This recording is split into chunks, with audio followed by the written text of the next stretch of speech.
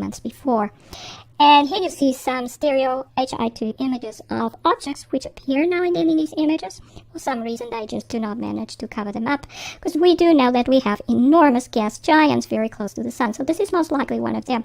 And you can see the convoluted shapes on its surface, which we also saw in the Core 2 image. So this is most likely what we're looking at. This is an HI2 image, so it looks a bit further away from the sun. But we can actually estimate its size from putting together HI1 images with Core 2 images, where the size of the sun is indicated by the circle. And by aligning the jets coming from the sun in these images, we can figure out how large the sun would have to be, because of course it's the same detector. The spacecraft is the same distance from the sun. So if the sun was in this image, it would be that size. And so this is the size that it's shown here. So I did this twice.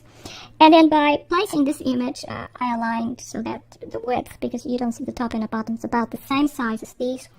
And then the sun would be about the size. And you need about 20 of these to draw the diameter of this object. So this object is about 20 times larger than the sun. And it does appear here a bit further away from the sun, because this is an HI2 image, and that would indicate that they have orbits that may be elliptical and may go quite far away from the center of the sun, perhaps about 30 times the sun's diameter. So that would be up to about 0.3 AU, still well within Mercury's orbit.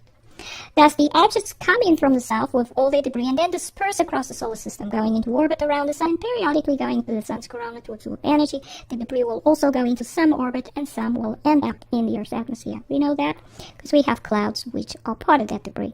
So in conclusion, there are most likely a good number of Planet X system stellar cores turned gas giants that are much larger than the sun, very closely orbiting the sun, which indicates that stereo Core 2 images have to be showing the surface of these objects rather than the sun a lot of the time, even if the images are from before the sun went dark, as some of these objects have been there for thousands of years. The objects also seem to be connected to the sun's south pole, and they are thus most likely coming from south of the ecliptic. And these are the references. This is Dr. Claudia Albers, Planet X physicist. Thank you for watching.